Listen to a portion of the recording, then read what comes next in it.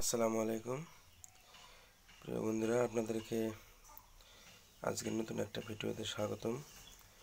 আজকে যে ভিডিওটি বানাচ্ছি সেটি অনেক গুরুত্বপূর্ণ একটা জিনিস নিয়ে আপনাদের সামনে আলোচনা করব।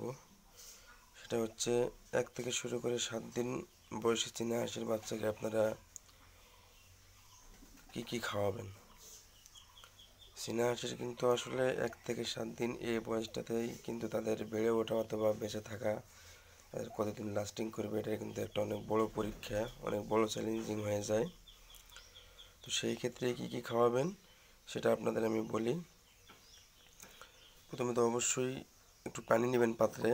আমি এই পাত্রের নিচে আপনারা অন্য পাত্র ব্যবহার করতে পারেন। আপনারা বাচ্চা হিসেবে এই যে লেবু আছে, এই লেবুর আপনারা একটা বাচ্চা প্রতি 2 ফোঁটা করে রস নেবেন।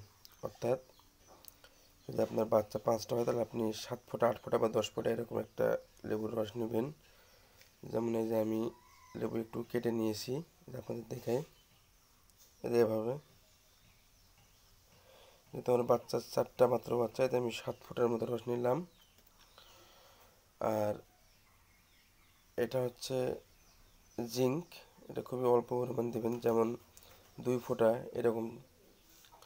যেহেতু এটা মানুষের জিঙ্ক, এই জন্য একটু কম করে খাওয়াবেন। আর মানুষের জিঙ্কটা অনেক দ্রুত কাজ করে। তো আমি এখন 2 ফোঁটা জিঙ্ক নেব। 2 ফোঁটা জিঙ্ক নেব।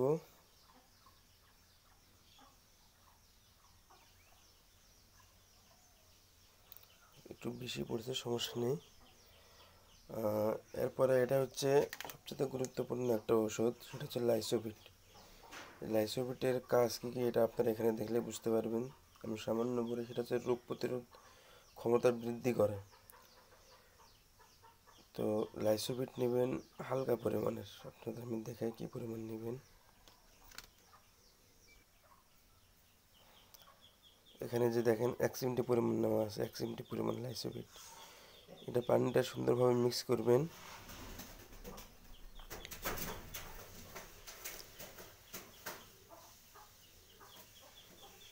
মিক্স করার পরে আপনারা যেটা খাওয়াবেন সেটা হচ্ছে ব্রয়লারের নারীর যে ফিডটা আছে, এই ফিডটা আপনারা এই পানিতে চতুর্দিকে একটু করে দিবেন। একবার শুকনো শুকনো দেওয়া যাবে না, যাতে করে পানিও থাকে আবার খাবারও থাকে। তাহলে কি হবে, পানি এবং খাবার এখান থেকেই খেতে পারবে। কিন্তু এটা ছোট থাকা অবস্থায় 1 থেকে 7 দিন। এখন আসেন এগুলো কেন খাওয়াই। লেবুর আপনারা জানেন সবাই ভিটামিন সি থাকে। এখন লেবুর কাজটা কি? লেবুর কাজটা হচ্ছে বাচ্চা যখন জন্ম হয়, বাচ্চাদের নাভি থাকে, চীনা হাঁসের বাচ্চা সবচেয়ে গুরুত্বপূর্ণ জিনিস সেটা হচ্ছে নাভিটা থাকে কাঁচা।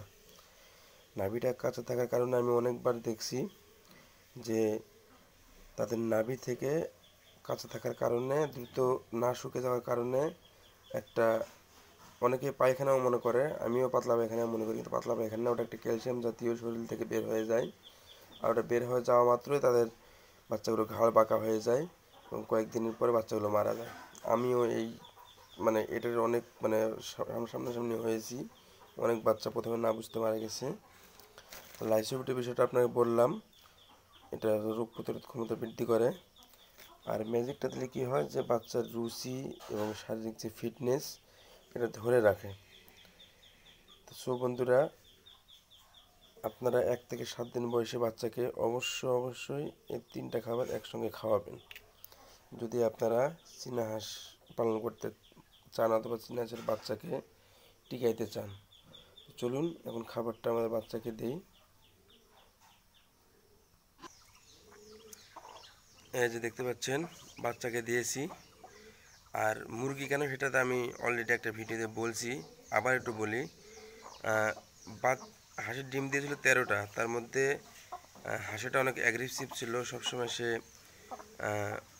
ফিমেলটাকে ডিস্টার্ব করে এবং বাসা থেকে উঠে নিয়ে যায়। আমি বিষয়টা পরে বুঝতে পারি, কিন্তু তা থেকে অনেক দেরি হয়ে যায়, অনেকগুলো ডিম আমার নষ্ট হয়ে যায়, ঠিকমতো তা পায় না। তো দেশি মুরগির বাচ্চা ফোটার পরে এর বাচ্চাগুলোকে অন্য একটা মুরগির সঙ্গে আমি দিয়ে দেই এবং এর 4টা ডিম ছিল শুধু ভালো, এই ডিম 4টাকে আমি এটার নিচে দিয়ে তারপরে ফুটাই। মাত্র 5 দিন 6 দিন সময় লাগছে। তো সেই থেকে এই মুরগিটা তাদের সঙ্গে থাকে। বাচ্চাগুলোর বয়স কিন্তু আজ হচ্ছে আপনার